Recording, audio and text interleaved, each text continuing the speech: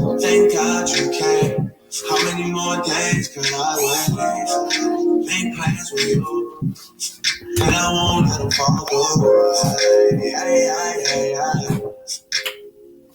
I think I lie for you.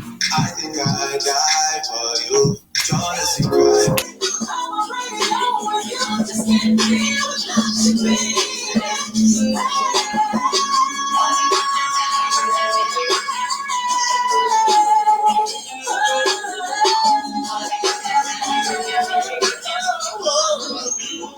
Hi, this is Tracy Braxton, and you're watching the Bobby Hi, I'm Laura with the BobbyPin.com. Hi. And my question is, Crash and Burn for debut album is a very interesting name.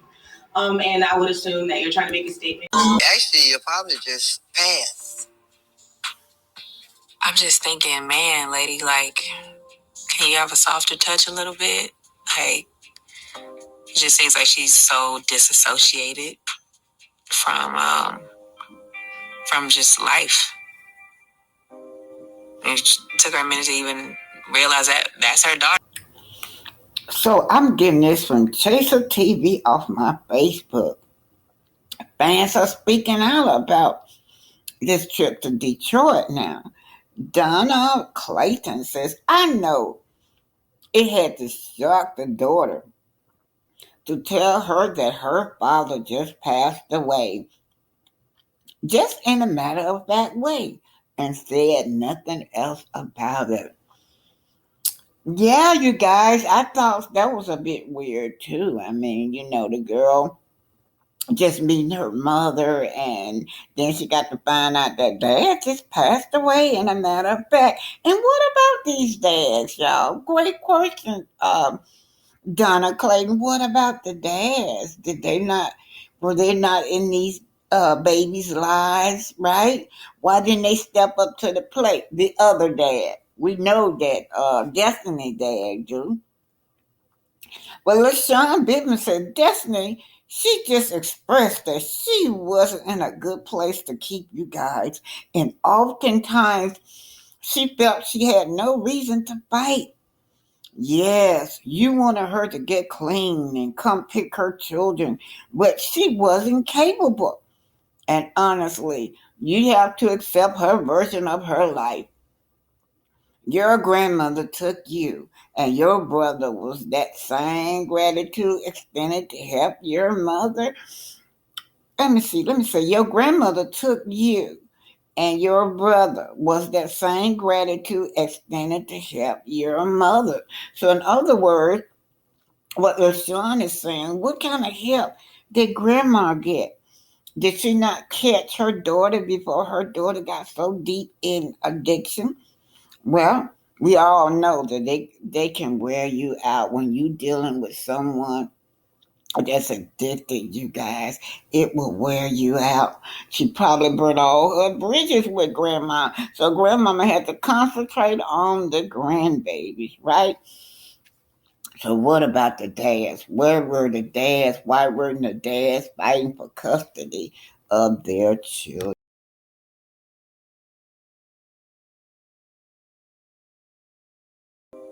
It took her a minute to even realize that that's her daughter sitting there that she hasn't seen since she, gave her away.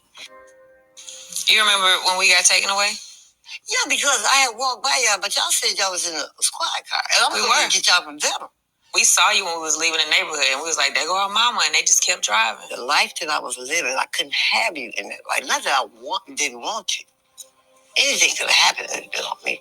So I gave you my mama. So it gave me more leeway to mess up. And I had my children because they were already taken care of. Why not? I felt like I had nothing to live for a lot of time.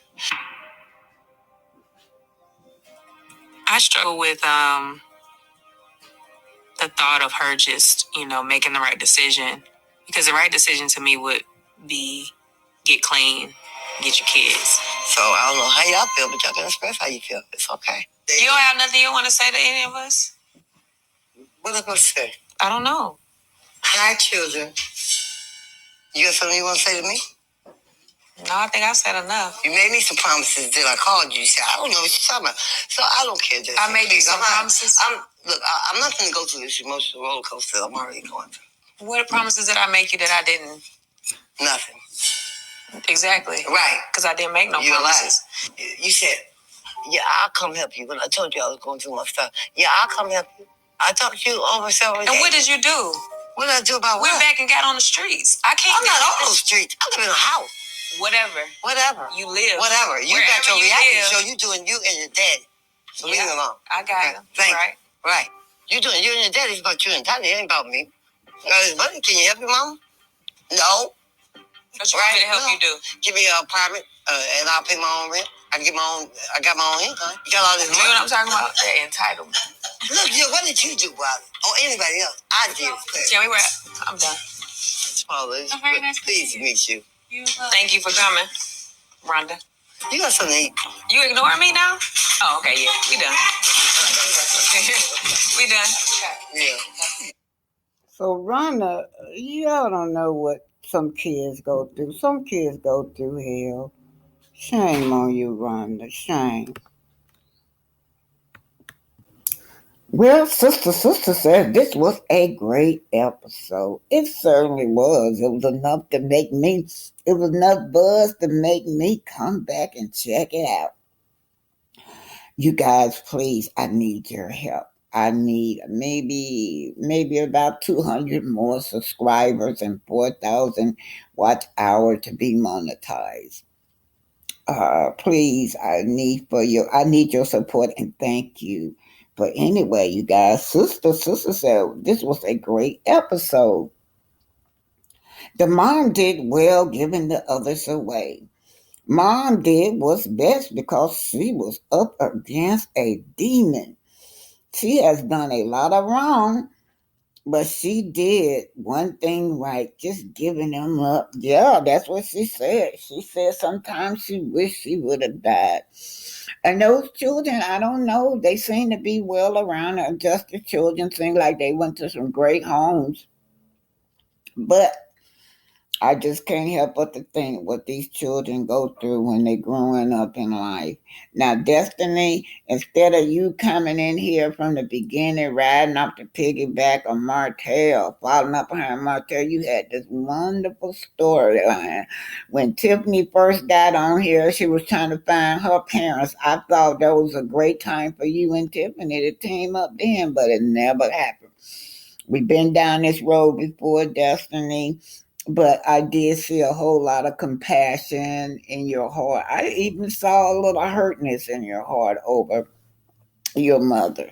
But anyway, so Sister saying that, yeah, it was wrong what she did, but she did the right thing with giving them up. Now, S.C. Miller saying, Sister, she did not give them away. They were taken by CPS. Addicts tell themselves that to justify them not raising their children. So that's why I was wondering what happened. Did the state come in and take her children? They give you X amount of time to get your shit together, to come back to get your children. Did nobody try to fight for these kids? Right? I'm talking about like the dad and even with her, she said that gave her leeway to do. I guess gave her freedom, man. But she kept on having babies after babies after babies, and she kept on giving her children away. But Destiny, I'm telling you, Destiny, all you could do right now is be a great mom to your son.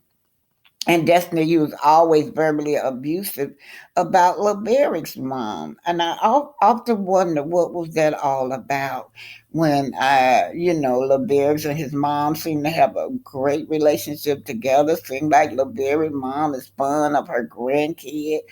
And, but you always had something verbally abusive to say about his mother. You never had nothing good to say about LeBeric's mom. Anyway, you guys, that was a decent episode.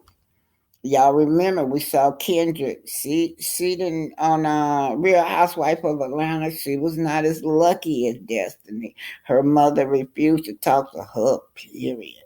To meet with her. Period. That's how it turned out on Real Housewife of Atlanta with Kendrick. Don't forget, you guys. Don't forget to hit that like button, share, and subscribe.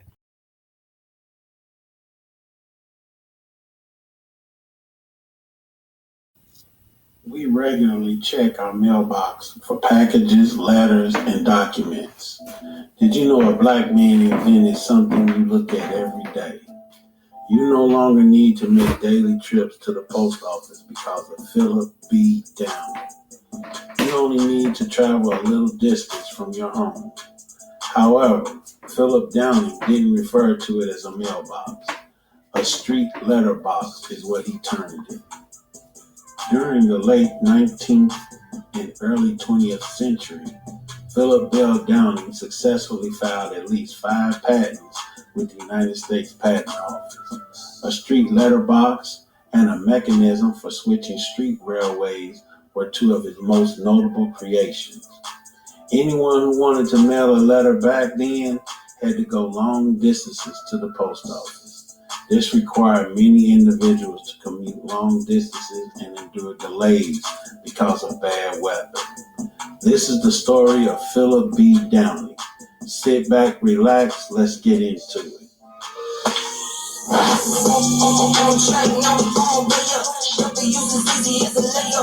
Philip Bell Downing was born on March 22, 1857 in Providence, Rhode Island, and came from a wealthy family. His mother, Serena L. DeGrasse, had ancestry in New York City that dated back to the mid-1600s. And his father, George T. Downing, was a well-known abolitionist and businessman who owned hotels and operated a catering service in New York. Thomas Downing, Philip Downing's grandfather, was born in Virginia to freed parents. He was successful in business as well, opening Downing's Oyster House in Manhattan's financial area in 1825. It immediately rose to the top of the list of the most well-known restaurant and caterers in the city. Philip Downing, who was born in the Providence of Rhode Island, was inventive from an early age and always sought new methods to enhance daily activities. Young Philip grew up around powerful people since he was the son of an abolitionist and a wealthy businessman. Philip, one of 6 kids, grew up in Providence and Newport, Rhode Island, as well as Washington, D.C., where his father worked as the dining room manager for the U.S. House of Representatives.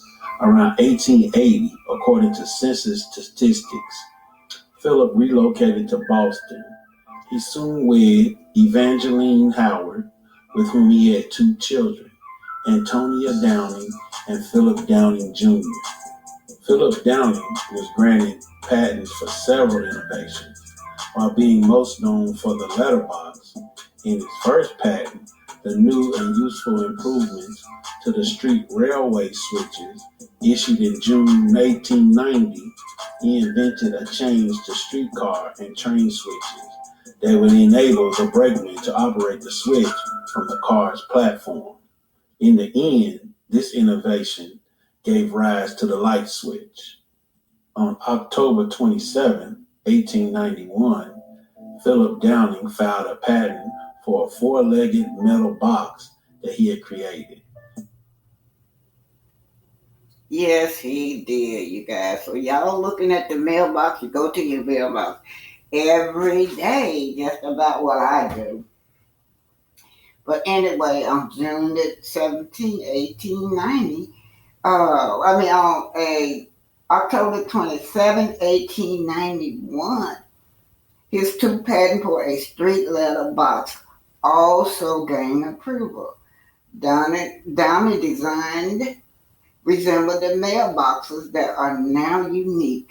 A tall metal box with a secure hinged door to drop letters in. So yeah, The inventor of the mailbox is your ancestor, Philip Downing, you guys. Yeah, let's see. And invented something you look at every day. You no longer need to make daily trips to the post office because of Philip B. Downing. You only need to travel a little distance from your home. However, Philip Downing didn't refer to it as a mailbox. A street letterbox is what he termed it. During the late 19th and early 20th century, this is by Black Business Files, you guys. Philip Bell Downing successfully filed at least 5 patents with the United States Patent Office. A street letterbox and a mechanism for switching street railways were 2 of his most notable creations. Anyone who wanted to mail a letter back then had to go long distances to the post office. Shout out to Philip B. Downing, right? The FBA who improved the mailbox. He did a lot of stuff, you guys. Very intelligent. Black Business File.